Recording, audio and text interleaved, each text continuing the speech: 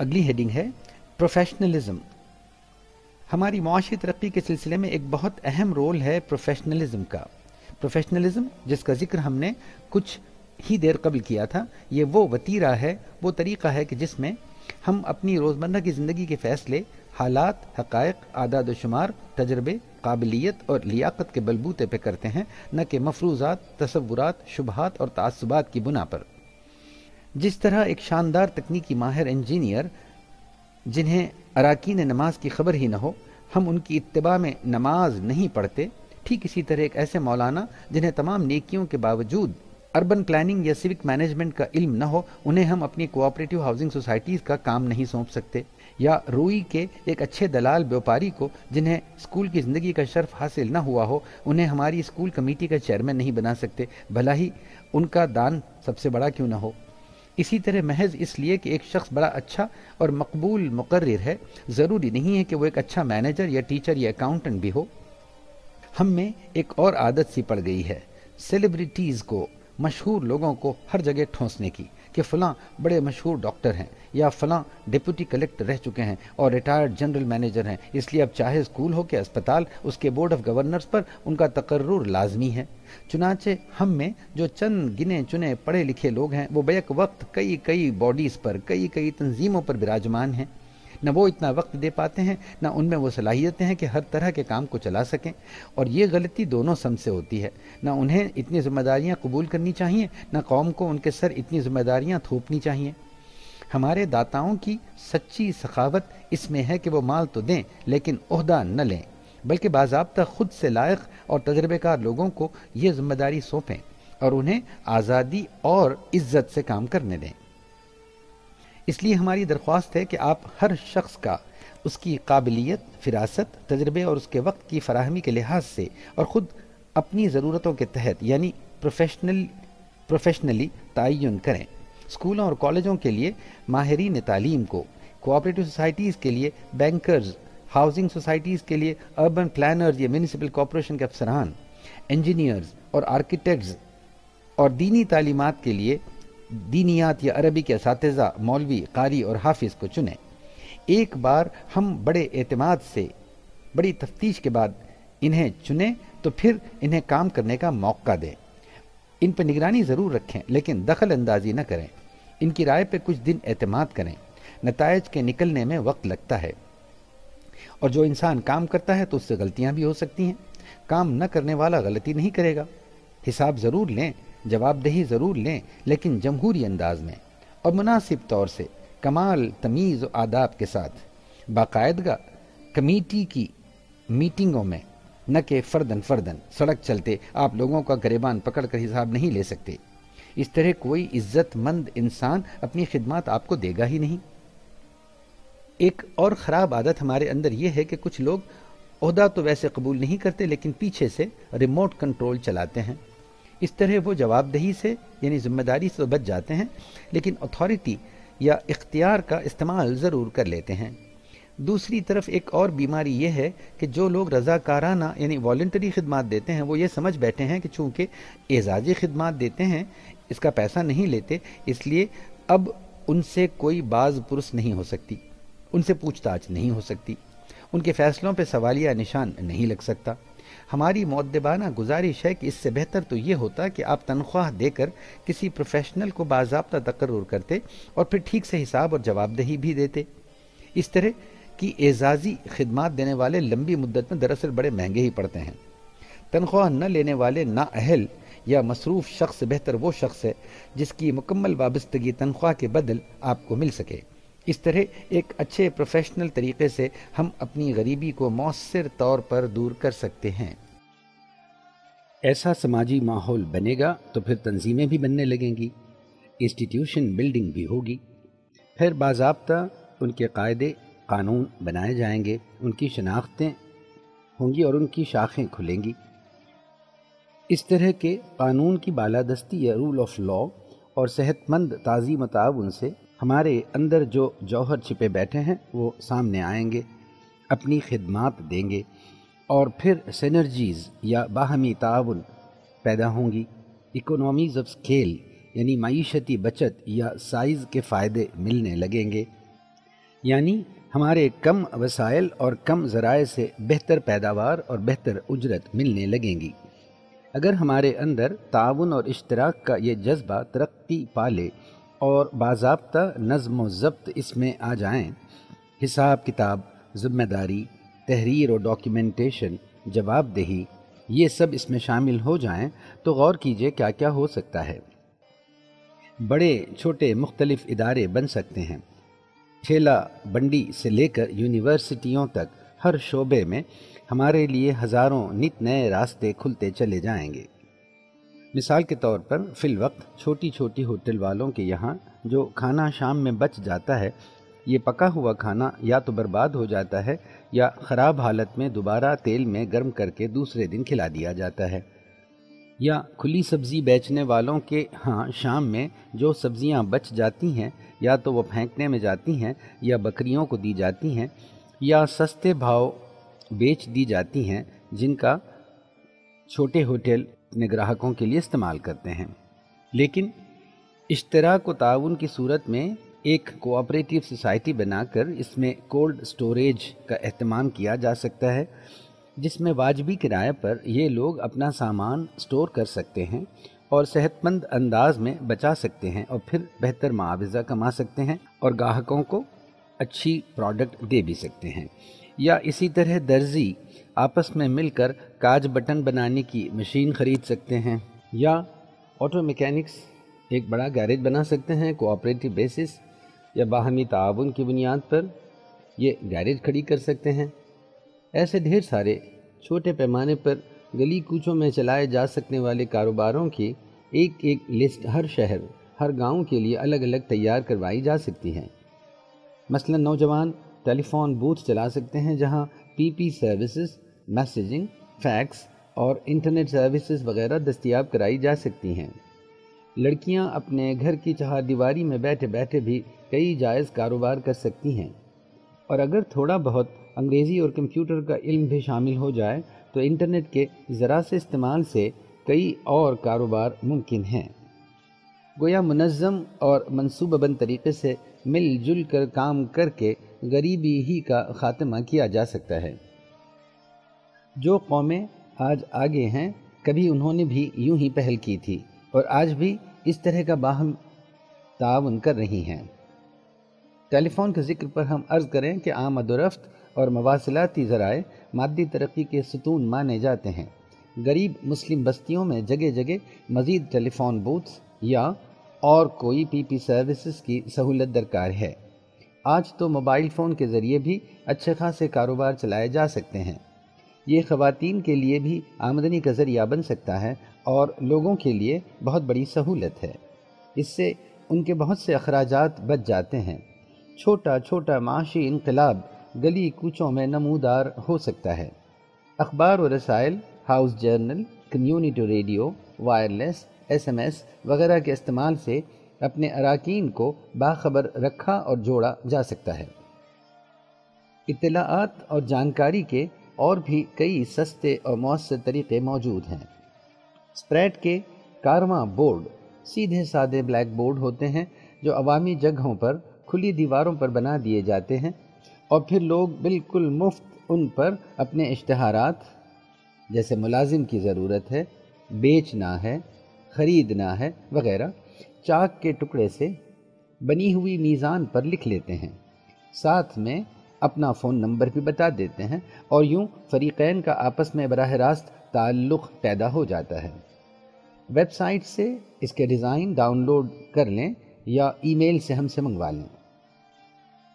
احمد آباد کے ایک نواحی علاقے میں ایک غریب مسلم بستی ہے چنڈولہ۔ اس میں زیادہ تر بہار، بنگال اور یو پی کے لوگ آبسے ہیں۔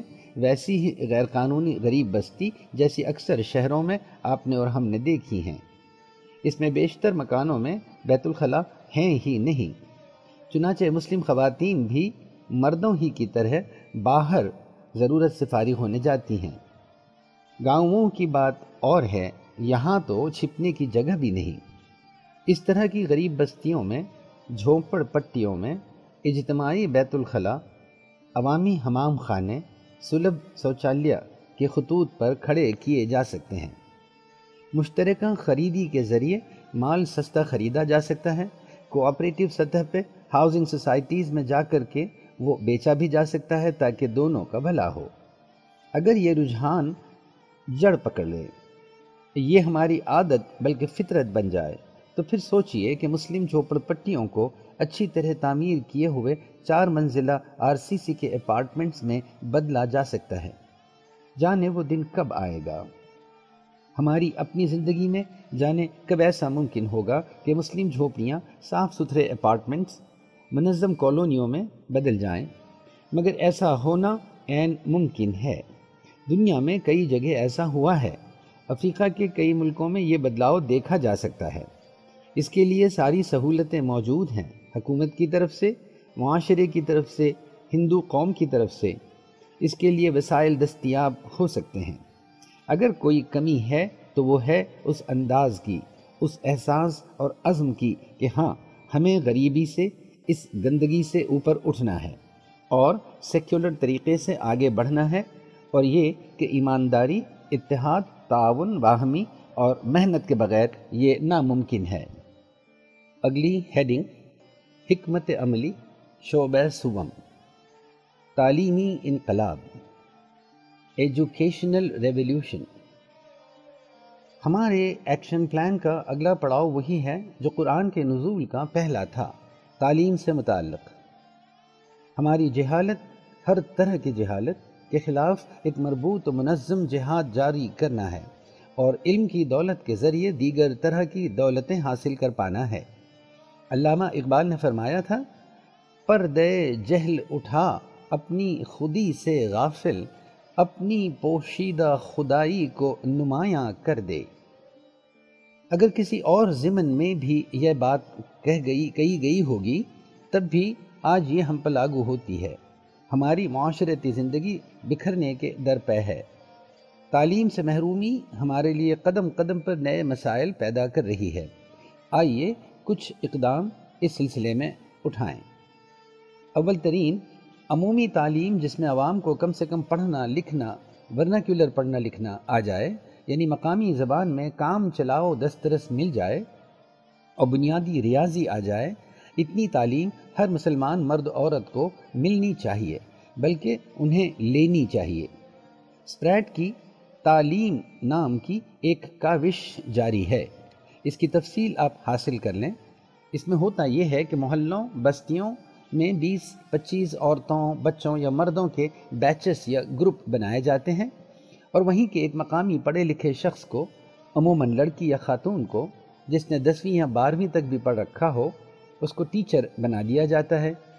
تھوڑی سی ٹریننگ بھی انہیں دی جاتی ہے، کچھ چارٹس، ایک بلیک بورڈ اور سلیبس کی کتاب بھی دیے جاتے ہیں، اور پھر یہ بہن بھائی جنہوں نے زندگی بھر ایک حرف کبھی نہیں پڑھا تھا، یومیہ صرف 1.5 گھنٹے پڑھ کر فقط 3-4 مہینوں میں تیسری جماعت تک کی تعلیم اطمینان سے حاصل کر سکتے ہیں۔ ایسے کوئی 10,000 لوگ اسپریٹ کے مختلف مراکز سے اس حد تک فارغ التحصیل ہو چکے ہیں۔ اکیلے ہم ہی نہیں، پرتھم اور جانے کتنے NGOs ایسی خدمات انجام دے رہے ہیں، بلکہ NGOs کی کیا ضرورت ہے؟ آپ اپنی گلی کوچے میں خود شروع کر سکتے ہیں یہ کام۔ اگر آپ خود ملازم پیشہ ہیں، دن بھر دفتر میں کام کرتے ہوں، تو شام میں 1 گھنٹہ 2 گھنٹے پڑھا لیا کریں۔ آپ کی اہلیہ پڑھی لکھی ہیں تو وہ دن میں پڑھایا کر سکتی ہیں اڑوس پڑوس کی عورتوں کو، ننھے بچوں کو۔ آئیے ہم مجاہد بنیں اور جہالت کے خلاف یہ جہاد شروع کر دیں۔ مقامی زبان کے علاوہ تھوڑی سی بنیادی ریاضی بھی چاہیے تاکہ وہ اپنے کاروبار کا حساب کتاب کر سکیں، بل تو بنا سکیں، اور ہو سکے تو ہندی یا انگریزی میں سے ایک زبان سے واقف ہو جائیں۔ ہیڈنگ، مرکز اطلاعات۔ پھر دھیرے دھیرے چھوٹے چھوٹے کتب خانے، لائبریریاں بننے لگیں گی، جہاں اخبار و رسائل آنے لگیں گے، یا 5-10 پرانے سستے کمپیوٹروں، عموماً P3 کو ایک چھوٹے سے لین کے ذریعے جوڑ کر ایک ننھی سی مفت لیب یا سائبر کیفے کھڑی کر دی جائے۔ ہاں، اس کے غلط استعمال کو روکنے کے لیے سخت نگرانی رکھنی ہوگی، جس کے لیے اچھے خاصے سافٹ ویئر بھی موجود ہیں۔ بڑی آسانی سے اور کسی مقامی ایکسپرٹ کی پرخلوص مدد سے 10 کمپیوٹر کی ایک کیفے کرایہ مفت ہال میں محض 50,000 روپوں میں کھڑی کی جا سکتی ہے۔ یہاں سب اپنی ای میل پڑھ پائیں گے، کاروباری یا تعلیمی تحقیق و مراسلت کر پائیں گے۔ ایک قدم آگے بڑھ کے اسے مرکز اطلاعات یا سوشل انفارمیشن سینٹر بھی بنا سکیں گے، جہاں کسی بھی غریب کو کسی بھی تعلیمی، معاشی یا اور کسی سماجی شعبے کے بابت جانکاری مہیا ہو سکے۔ جیسے ایک پولیو سے متاثرہ ننھے بچے کی ماں آ کر کے پوچھتی ہیں کہ میرے بچے کے لیے اس دنیا میں کیا سہولتیں موجود ہیں، تو مرکز کا ملازم فوراً نیٹ پر ڈھونڈ کر بتا دے گا کہ فلاں فلاں اسکیم مرکزی اور ریاستی سرکار کی طرف سے اور فلاں فلاں NGO کی طرف سے موجود ہے۔ چاہے تو ہلکی سی فیس پر اس کا فارم بھی ڈاؤن لوڈ کر کے اور پرنٹ کر کے دیا جائے، بلکہ بھرا بھی جائے، اور اس طرح ایک ماں کے تڑپتے جذبہ محبت کو بچے کے لیے ٹھوس علاج اور خود کفیلی میں بدل دیا جائے۔ مرکز پر باری باری ہمارے پڑھے لکھے جوان لڑکے لڑکیاں رضاکارانہ خدمات بھی دے سکیں گے۔ اس سے ان کے اندر لیڈرشپ کی ٹریننگ بھی پنپے گی۔ اب ظاہر ہے کہ کہیں کبھی اس کا کچھ غلط استعمال بھی ہو سکتا ہے، جیسے کسی نے انٹرنیٹ پر کچھ فحش تصاویر یا فلم دیکھ لی تو آپ کو مقامی رہنما فرمائیں گے کہ اس مرکز ہی کو بند کر دو۔ کیا یہ ایسا ہی احمقانہ فیصلہ نہ ہوا جیسے محض جہاز، ریل یا کار کے کسی حادثے کے بعد ہم عمر بھر ان کا استعمال ہی ترک کر دیں، یا کسی غلط انجیکشن کے بعد عمر بھر انجیکشن ہی نہ لیں؟ دھیرے دھیرے اس مرکز کو ہمہ مقصدی سماجی خدمات کا مرکز بنایا جا سکتا ہے۔ مثلا ایک ڈیٹا انٹری آپریٹر اس میں محلے کے بے روزگاروں کی، ہنرمندوں کی، مال سپلائی کرنے والوں کی لسٹ بناتا رہے، اور جب بھی کسی کو ان کی خدمات، ہنر یا مال کی ضرورت ہو، ان دونوں کو کنیکٹ کر دیا جائے۔ سوچئے، جیسے ہی آپ کو ایک کارپینٹر کی ضرورت ہوئی کہ آپ نے فون کیا مرکز کو اور ایک SMS خود بخود اس بڑھائی کو چلی گئی، اسی طرح ایک چھوٹا موٹا چیمبر آف کامرس بھی بن سکتا ہے، تمام مقامی بیوپاریوں کی تفاصیل اکٹھا کر کے۔ اسی طرہ صحت کے میدان میں جیسے ہی کوئی بچہ محلے میں پیدا ہوا کہ اس کا ڈیٹا بیس بن گیا، اب اس کے والدین کو تمام ٹیکے لگوانے کی یاد دہانی وقت پر کراتے جائیے، جیسا کہ اسماعیلی جماعت کے لوگ کرتے ہیں۔ ہم کالج کے طلباء سے اپیل کرتے ہیں کہ وہ ایسی رضاکارانہ خدمات کا عہد کریں، اور سابق طلباء یا الومنائی سے درخواست کرتے ہیں کہ وہ فرداً عہد لیں کہ ایسی اسکیمیں اسپانسر کریں گے، ایسی سہولتیں مہیا کریں گے، یا اپنے اثر و رسوخ کا استعمال جائز طور پہ کر کے انہیں قائم کروائیں گے۔ مختلف شعبوں کی، شوق کی، کارکردگیوں اور کاروباروں کی ڈائریکٹریاں بنانا بھی ایک بڑا سود مند کام ہے۔ بہرحال ہمیں مل جل کے آگے بڑھنا ہے منظم طریقے سے۔ تو اندازہ کیجئے کہ ایک چھوٹی سی کوشش سے کیسا بڑا انقلاب برپا ہو سکتا ہے، سیاسی، سماجی، معاشی۔ ہم نے اندازہ لگایا ہے کہ ہر پڑھا لکھا مسلمان اگر روز گھنٹہ 2 گھنٹے اس خدمت کے لیے وقف کر دے تو قریباً صرف 10 سال میں تمام مسلم امت 100% خواندہ ہو سکتی ہے، یعنی 100% پڑھی لکھی۔ حکومت ہند اور ریاستی حکومتوں کی طرف سے اس سلسلے میں مکمل تعاون اور اعانت مل سکتے ہیں۔ نہ ملے تو ہم جیسی تنظیموں کا تعاون لیجئے، ہم آپ کی طرف سے لڑیں گے ان سے۔ عمومی تعلیم کے لیے یہ پیمانہ ہے کہ ہر ایک کو پڑھایا جائے، تو دوسری طرف ہائر ایجوکیشن کے لیے ہماری رائے ہے کہ ہم صرف اور صرف برتری اور مہارت کی حوصلہ افزائی کریں، صرف فوقیت یعنی ایکسلنس کو بڑھاوا دیں، اور ہونہار اور خوب محنت کرنے والوں پر ہی اپنا گراں قدر سرمایہ لگائیں، اور کم اور اوسط ذہانت والوں کو، یا جو کم اور اوسط محنت ہی کرنے کو تیار ہوں، انہیں بے رحمانہ طور سے فضول میں پیسہ برباد کرنے سے منع کر دیں۔ انہیں کچھ ہنر کی طرف لگائیں یا جلد ہی کسی ملازمت پر رکھوا دیں، اور عموماً کسی ایک فرد کو ڈاکٹر یا IT پروفیشنل بنانے پر زیادہ خرچ کرنے کے بجائے جمعیت کا معیار بلند کرنے کے لیے چندے کی رقم کو لگائیں۔ یوں بھی ڈاکٹر صاحب اپنی آمدنی بنانے میں جٹ جائیں گے، یا ہمارا محلہ تو ضرور ہی چھوڑ کر نکل جائیں گے، اگر ایسی مدد کرنی ہی ہے تو ان سے اور ان کے 3 اعزاء سے 4-5 سال کی رضاکارانہ خدمات کا بانڈ دستخط کروا لیں۔ صحافی، پولیس، عدلیہ ایسے شعبوں میں ایسی مدد بہتر ہے جس میں فرد کی موجودگی قوم کے تحفظ کو بڑھاوا تو دیتی ہے۔ بہرحال ہونہاروں کی نشاندہی کرنے کے بعد جن کی سرپرستی کرنا ہم قبول کریں ان پر نگرانی رکھیں، ان سے بانڈ لکھوا لیں کمیونٹی سروس کا کہ کمیونٹی ان کی تعلیم پر خرچ کرے گی، انہیں اونچے درجے کے افسر بنائے گی، انہیں ڈاکٹر اور انجینئر بنائے گی، تو بدلے میں قوم کو کیا ملے گا؟ کم سے کم 5 سال کے لیے وہ یومیہ گھنٹے 2 گھنٹے مفت خدمات دیں، اس کے لیے قانونی طور پر انہیں جکڑ دیا جائے، اور باقیوں کو مختلف چھوٹے چھوٹے کورسز ان کی صلاحیت کے مطابق کرائے جائیں، اور بطور خاص کاروبار، جدید ہنرمندی، چھوٹی ملازمتیں، صنعت کاری، پیکیجنگ وغیرہ بھی جہاں ممکن ہو ان میں جوڑی جائیں۔